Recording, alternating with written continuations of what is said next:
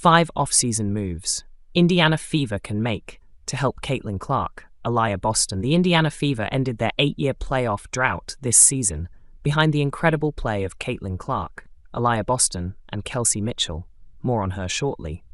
By the end of the season, the Fever established themselves as a team that could compete with anyone on any given night behind their devastating offense. They were the league's most prolific unit from June 3rd onward. Of course, the goal isn't to be the proverbial team nobody wants to face. The Fever want to become real-deal contenders for years to come.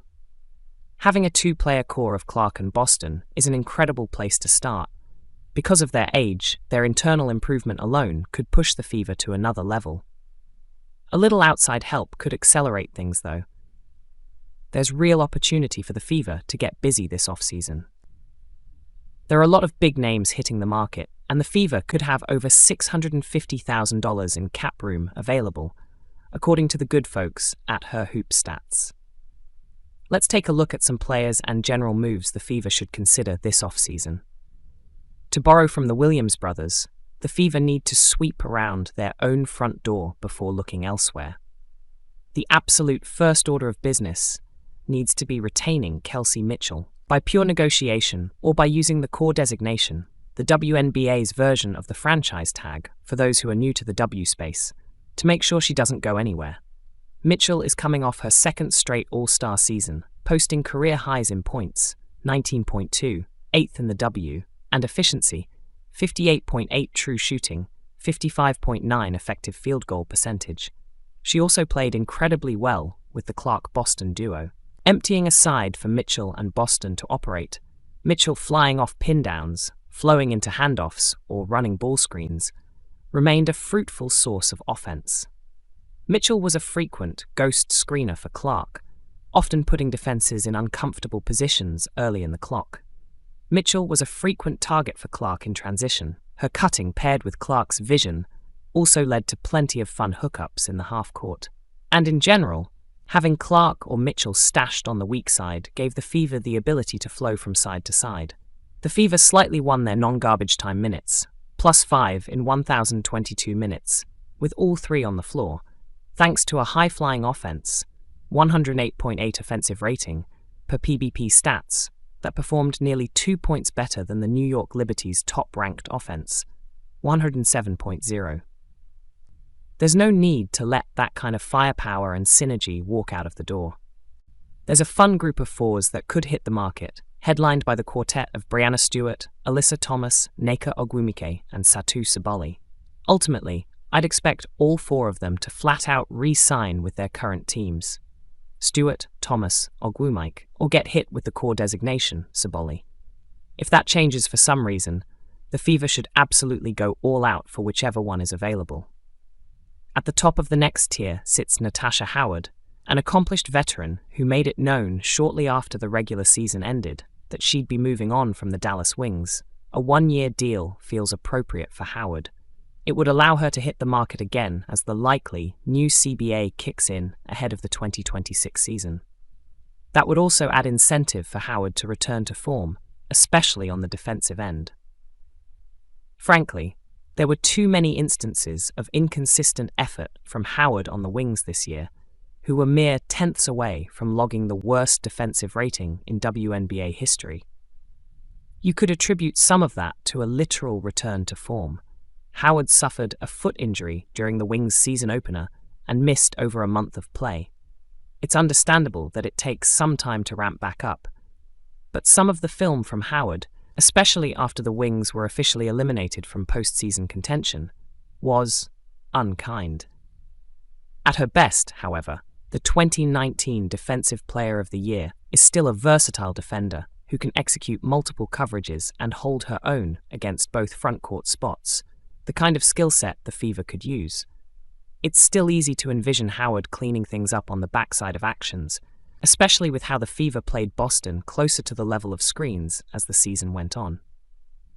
On the other end, Howard remains a quality pick-and-roll partner. Her screening really popped in the second half of the season, and reliable post-up threat. Even in a down year, she averaged 17.6 points per game. Quietly, Howard also posted a career high in assists, 2.9, and logged her first season racking up more assists than turnovers. What would she look like playing off Clark, the most blitzed player in the league this year? The Fever should work hard to find out. If the Fever are able to land Howard, that could spell the end of Nalyssa Smith's tenure in Indiana. Even if they aren't, it may still be worth exploring what Smith's market looks like. To be abundantly clear, this is a matter of fit more than it is talent. The 6x4, Smith is a dynamic scorer inside the arc with the ability to step outside and hit triples when she's feeling it.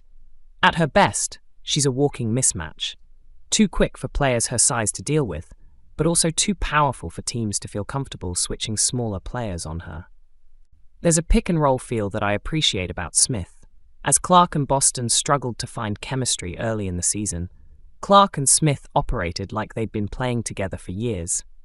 Add in her rebounding ability, and you have a potential double-double machine on your hands. On the flip side, Smith hasn't proved to be a consistent or willing three-point threat, which occasionally led to some hitches in the half-court for the Fever. More pressing, she hasn't made enough strides defensively to warrant consistent trust in big spots. It was telling that the Fever often went elsewhere in closing time. A lot of Temi Fagbenley, a restricted free agent that the Fever should absolutely retain, some Damiris Dantas, some Samuelson earlier in the season. Consider this data point. The Fever outscored opponents by 73 points with Clark, Mitchell, Boston, and Lexi Hull on the floor together. The Fever won their minutes when Fagbenley, plus 40 in 97 minutes, Dantas, plus 26 in 51 minutes, or Samuelson, plus 17 in 43 minutes, was the fifth player in the lineup. That wasn't the case with Smith. They were a -8 in 204 minutes. Of course, 8 points isn't a wide margin in and of itself. And again, being a slight negative now doesn't mean it will remain that way in the future. But if you're working to accelerate the timeline of the Clark-Mitchell-Boston trio, making a decision on Smith could be a fruitful way to go about it. You could go the prospect-for-prospect route to see if a new situation could make sense for both parties. I'm not sure how interested the Lynx would be, but I'd at least pick up the phone and ask about Diamond Miller, for example. Smith could also be an avenue to move up in the draft once the order is officially set, or add future pick equity to set up a move later. The latter would seem more likely, considering who's projected to be at the top of the class. But again, it's worth picking up the phone and gauging interest. An off-season in which the Fever keep Mitchell and bring in Howard would count as a success. From there, the team could really pick its spots and add on the margins. There isn't a need to be super aggressive. There are already players on the roster, like Katie Lou Samuelson and Christy Wallace, who could experience bounce-back seasons. There are some really intriguing wings slated to be free agents, though it's unclear how available they'll actually be. The Connecticut Sun boast a pair of ballers, future Hall of Famer DeWanna Bonner, UFA, and this year's Most Improved Award winner Dejanai Carrington, RFA, while Storm wing Gabby Williams should be a popular name, if she chooses to play in the W again next season. If there's an inkling of a breakdown in negotiations between those players and their teams, the Fever should throw that first paragraph out of the window and go for it. It is worth noting that Carrington, in addition to being a restricted free agent and not being able to move as freely to begin with, may understandably have reservations about signing with the Fever. If not those three, there's still value to be found on the market. Aliyah Clark would be the dream. Someone who could comfortably defend 3s and 4s, knock down triples, career 38.3% on 3s, and get busy against smaller players with deep seals. Considering her success with and palpable love of the Las Vegas Aces, it's difficult to imagine her leaving unless the Fever open the checkbook. Michaela Onyenware would be my top, somewhat realistic, restricted free agent option. She showcased the ability to defend multiple positions, continues to grow as a three-point shooter, career best 36.8% overall, 39.4% from the corners, and has flashed some interesting mid-range shot creation to boot. Kennedy Burke has flashed some intriguing two-way ability for the league best Liberty this season, and shouldn't break the bank to bring into the building, Again, the Fever don't need to be super aggressive here. They could bring back veteran Erica Wheeler and/or turn back to Grace Berger for rotation minutes next season. If they do look for outside help, there are some interesting options available. Sammy Whitcomb is a quality veteran who could slot in nicely as a secondary ball handler and spacer, career 36.1% from 3. Adding another movement shooter to the rotation could help the Fever maintain some scheme consistency when Clark or Mitchell goes to the bench. Kia Nurse, roughly 35% from 3 over last 3 seasons, would also fit that mold, while providing a little more size than Whitcomb. The Fever could toy with some 3-guard lineups in that case, and really spread defenses thin. If Wheeler isn't retained and the Fever prioritize rim pressure from their guards, they could turn back to a familiar face in Destany Henderson. Crystal Dangerfield would also be a fun option, as someone who could get downhill, sprinkle in mid-range jumpers, and pester folks at the point of attack on the other end.